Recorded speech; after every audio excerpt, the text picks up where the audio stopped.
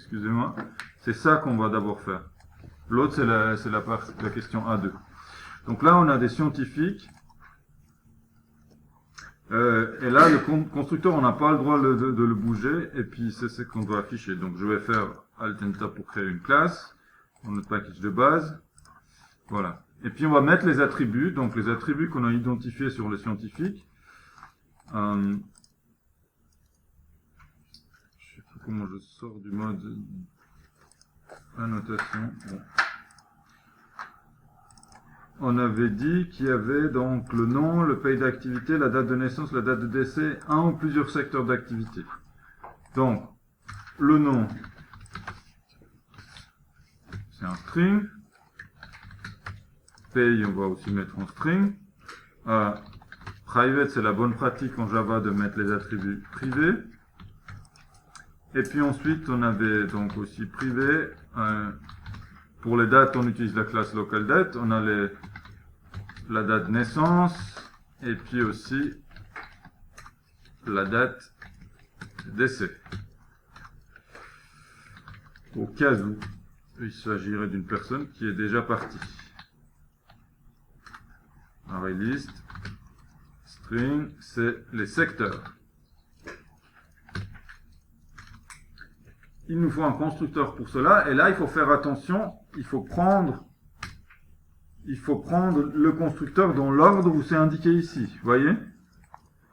Il y a donc d'abord le nom, ensuite le pays, ensuite la date de naissance, la date de décès et les secteurs.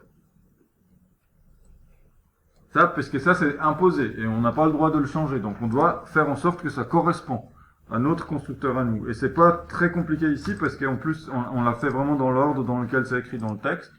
Rien ne nous oblige, en fait, quand on donne un constructeur comme ça, que ça soit dans le même ordre que le texte. Mais ici, c'était le cas. Donc, on peut faire ça. String nom, ou alors, comme vous le connaissez, il y a aussi un raccourci. Voilà.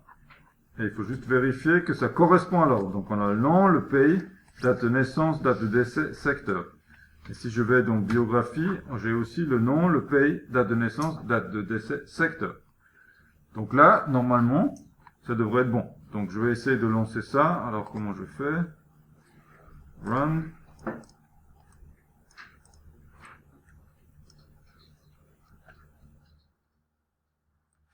Et il affiche une scientifique, mais simplement, on n'a pas travaillé sur le toString. Quand vous voyez ce genre d'affichage, ça veut dire que le toString, il est celui par défaut, qui met la classe et un hashcode ici. Donc, ce qu'on doit faire, c'est bosser pour le toString pour que ça nous produise ça.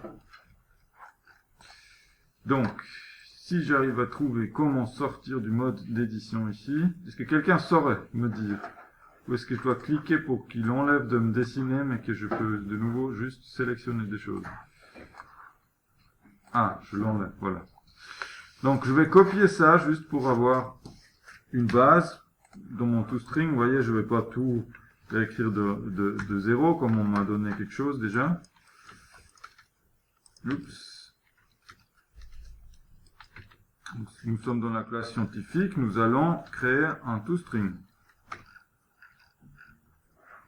Ça ne va pas me servir à grand chose, parce que le formatage demandé, il est très spécifique. Donc, qu'est-ce qui est demandé? Je colle déjà ce qui était donné, et je vais remplacer les choses variables par des choses variables. Pour ça, moi je vous recommande d'utiliser la méthode string format, qui est un peu comme le fstring en Python. Donc d'abord on met le format string, et après on va mettre les attributs. Donc les attributs, on avait vu ici, je vais juste essayer de rajouter un retour à la ligne, voilà. Donc, on a le nom ici. Ça, c'est le nom. Je mets ça comme ça pour le nom. Et je mets le nom. Et puis, je reteste. Voilà, c'est bon. Donc là, j'ai exactement ce qu'il est attendu dans l'énoncé, mais c'est pas une surprise parce que ces données-là. Et donc là, on a ici, on a la date de naissance.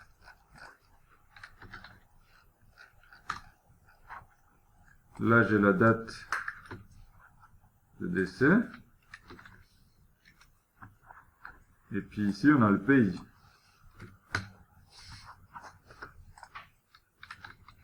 Pays. Et là, on aura les secteurs d'activité. On va voir qu'il y aura quand même un peu de travail à faire pour avoir le bon formatage. Mais voilà, on va déjà le mettre comme ça, secteur. Donc je relance.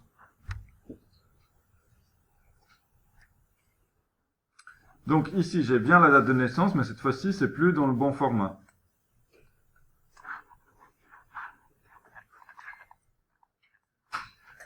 Vous voyez, le format demandé, c'était ça.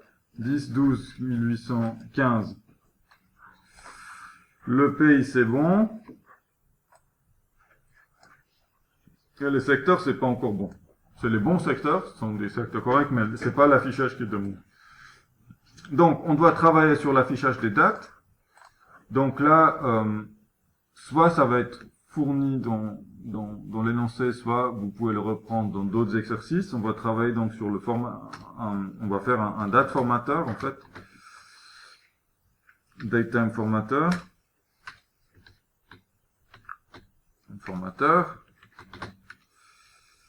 et puis on va dire datetime formateur of pattern. Et puis là, on peut mettre un pattern qui représente la date. Donc c'est généralement day, day, month, month, year, year, year. Et ici, à la place de mettre directement la date de naissance, on va demander au formateur de formater la date de naissance. Et on va demander au formateur de formater la date de décès. Et on teste ça. Voilà, ça joue pour les dates. Alors si on veut, ici, en fait, plutôt que de faire un formateur externe et ici mettre $S, la méthode format de la classe string, elle supporte toutes sortes de mises en forme compliquées aussi pour les dates. On pourrait, voilà, ici, vous voyez, si vous cherchez la documentation, vous allez trouver plein d'exemples. Voilà. Mais on va pas les chercher ici, c'était pas l'objectif là. Donc on a ça. Ce qui nous reste à faire, c'est de bosser sur les secteurs. Et on avait identifié dans l'énoncé que pour les secteurs, il faut adapter selon s'il y en a un ou plusieurs. Il faut mettre au pluriel si nécessaire. Il faut faire des virgules entre chaque secteur et un point à la fin de la liste. Il me semble qu'on avait fait un exercice récemment où il fallait faire ça aussi. Donc, il y a deux problèmes différents. L'un, c'est mettre au pluriel ou singulier, et l'autre, c'est les parenthèses et les points. Peut-être avant de faire ça, on va aussi tester pour l'autre objet aussi pour s'assurer que ça s'ajuste bien. Là, j'ai juste testé avec Ada, il faut que ça marche aussi pour Gracehopper. Gracehopper, c'était la première personne qui a inventé un compilateur. Vous voyez, les compilateurs qui nous permettent d'écrire des langages de programmation évolués et le traduire en code machine. Et elle, c'est la première qui a inventé un compilateur. Donc c'est aussi un pas extrêmement important dans l'histoire de l'informatique. Elle a bossé pour l'armée américaine.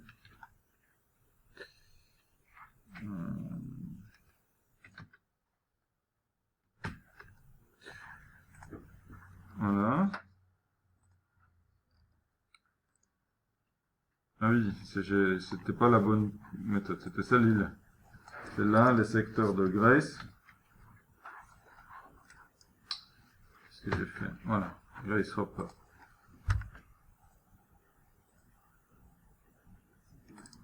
Donc, on a Ada Lovelace, né, morte, actif. Les secteurs, et puis on bat Gracehopper, donc ça joue aussi pour la date de naissance, actif en USA. Les secteurs, c'est informatique, tout simplement. Ok, donc maintenant on doit faire en sorte que ici on n'a pas de S et ici on a un S. Donc pour ça, il faut encore qu'on ajuste quelque chose de plus ici, parce que là on a mis secteur. Bah, je peux mettre ça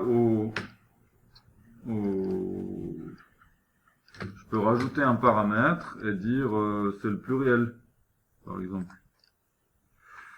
Ici. Pluriel. Si on fait une variable pluriel. Et puis on peut dire par défaut c'est pas pluriel. Et si jamais il y a plus qu'un secteur, on dit que le pluriel est égal à S.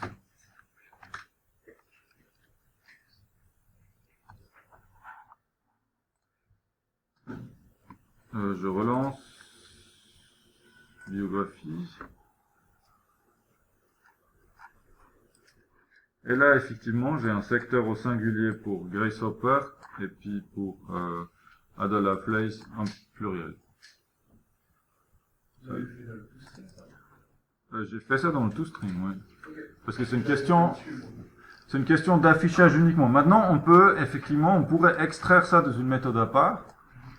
Une méthode privée, je mettrais ça parce que c'est juste la cuisine interne. Private, string, pluriel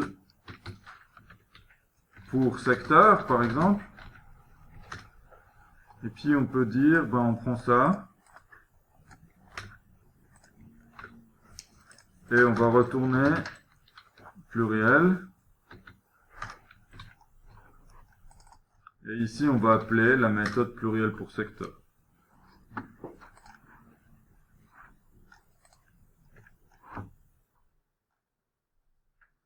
Et puis on pourrait aussi rajouter, vous voyez, on pourrait avoir private string get date dc formaté. Et puis on pourrait retourner directement ce machin. Il faudrait juste reprendre ça.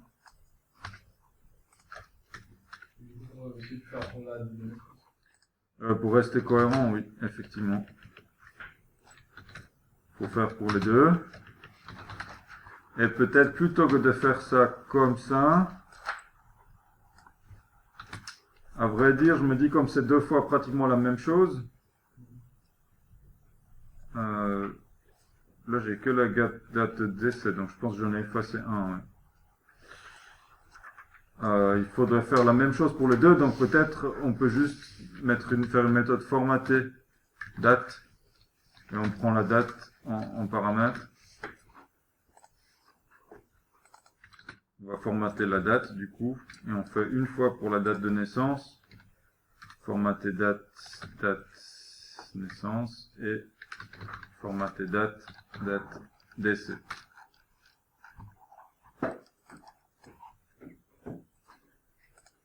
On relance.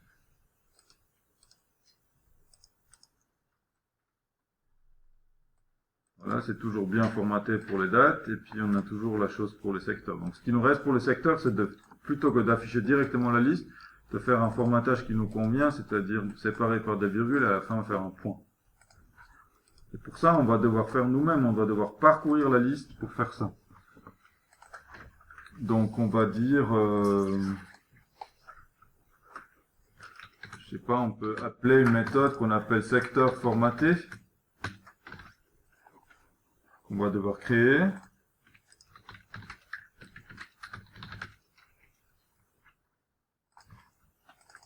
Secteur formaté. J'ai pas besoin de le passer en paramètre parce que de toute façon je bosse que sur le secteur et le secteur c'est un attribut. Donc qu'est-ce que je vais avoir? Je vais avoir un résultat ici. Au début on va dire c'est vide et après en fait je vais parcourir ma liste de secteurs. Je peux commencer par un for each, on a l'habitude de faire ça comme ça, on verra qu'il y a un peu une limite à ça. Secteur, dans la liste des secteurs, et je pourrais dire à chaque fois j'ajoute au résultat mon secteur, alors ça devrait être au singulier, plus une virgule. Et après je retourne mon résultat. Si je teste cela, Shift F10 c'est le raccourci.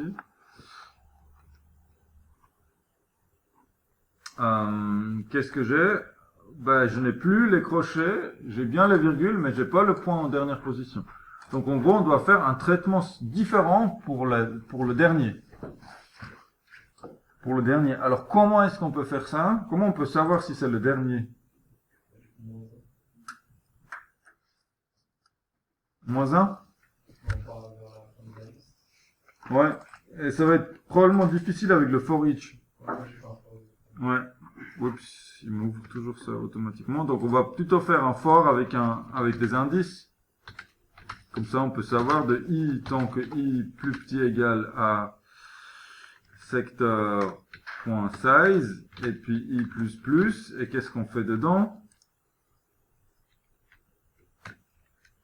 Bah, qu'est-ce qu'on fait? On fait à peu près la même chose, c'est-à-dire on va définir un secteur qui est égal à secteur get de i. On va faire ça, je teste déjà juste que ça donne la même chose. Chaque fois que je fais des changements, j'aime bien retester que j'ai pas cassé quelque chose, et boum, j'ai cassé quelque chose, vous voyez. Vous avez rappelé en string le secteur. Index out of bound, ici. Vous voyez là, dans mon code ici, j'ai un index out of bound, et en fait j'ai fait un plus petit égal. Il est allé trop loin avec l'indice. Puis si ça commence à 0, on ne peut pas aller jusqu'à la taille, c'est à la taille moins 1. Donc là, le secteur, on a la même chose qu'avant, donc on n'a rien résolu, mais maintenant on peut faire un test. Ici, par exemple, on peut dire, ok, on rajoute le secteur, et if i est égal à quoi? C'est le dernier. Du coup, le secteur size, size, Moins 1. Si je prends size, c'est pas le dernier, c'est l'après-dernier qui n'existe pas. Parce que l'index commence à 0. C'est ça, l'indexage. Donc, si c'est le cas, je fais result. Je rajoute la virgule.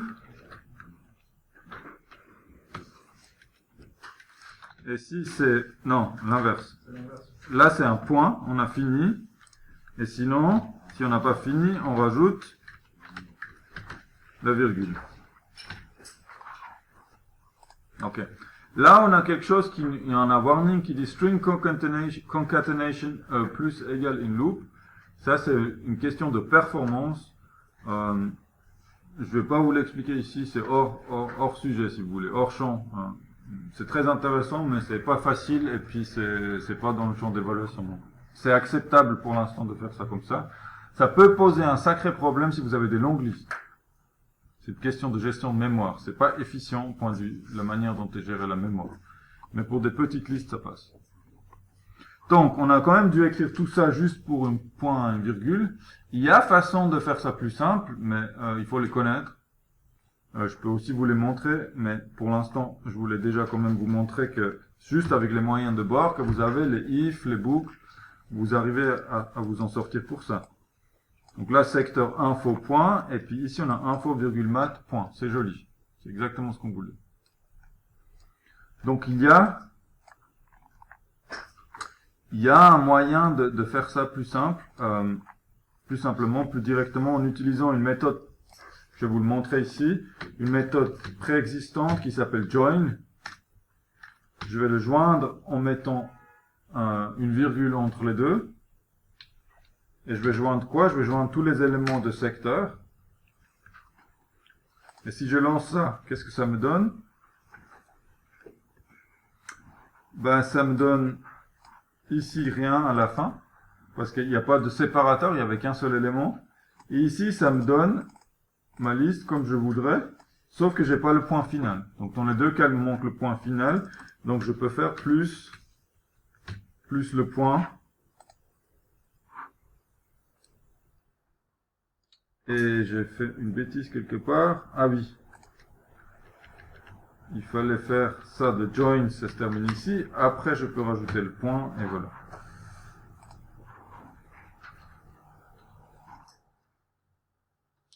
Je relance. Voilà. Et puis ça marche aussi. Mais simplement ça, il faut le connaître. Voilà. Il faut le comprendre aussi, c'est pas si simple que ça. Je vais le mettre en commentaire. Ce qu'on pensait Ici, ce qui était attendu, c'était celui-là. Voilà. En termes de stratégie pour une épreuve, je pense que ça, c'est typiquement le genre de choses que vous pouvez laisser pour plus tard. Si ça vous paraît difficile, vous notez, ok, j'ai un affichage, ça correspond pas tout à fait.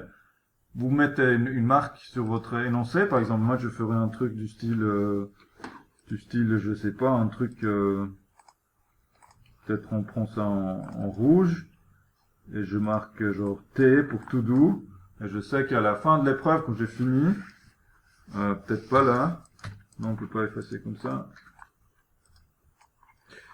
Peut-être, je vais marquer là plutôt là où c'était le cas, donc ici, là, un T pour dire faut y revenir. Je pense en termes de stratégie, c'est bien, c'est, vous voyez, de d'abord faire tout ce qu'on sait faire rapidement, et après, faut revenir sur les points difficiles. Sinon, vous risquez de passer beaucoup de temps à essayer de comprendre le truc avec les points, les virgules, et peut-être qu'à la fin, il n'y a pas tant de points que ça pour ça, et vous avez mal investi le temps quelque part. Ok, ça c'est la première partie, donc là il y a une question intéressante en fait, c'est pourquoi il n'y a pas les concaténations, les opérateurs de concaténation, c'est parce que quand on utilise la méthode format, la manière dont ça marche, c'est comme les f-strings en Python, on met ce qu'on appelle des placeholders, c'est comme des espèces de variables ici, on dit là, et puis pour chaque pourcentage S, on va mettre après un argument. Donc le nom ça va correspondre au premier pourcentage S, formaté date ça correspond au deuxième, etc. Et donc, du coup, on n'a plus besoin de faire la concaténation à la main, ce qui rend la chose un peu plus lisible, à mon sens.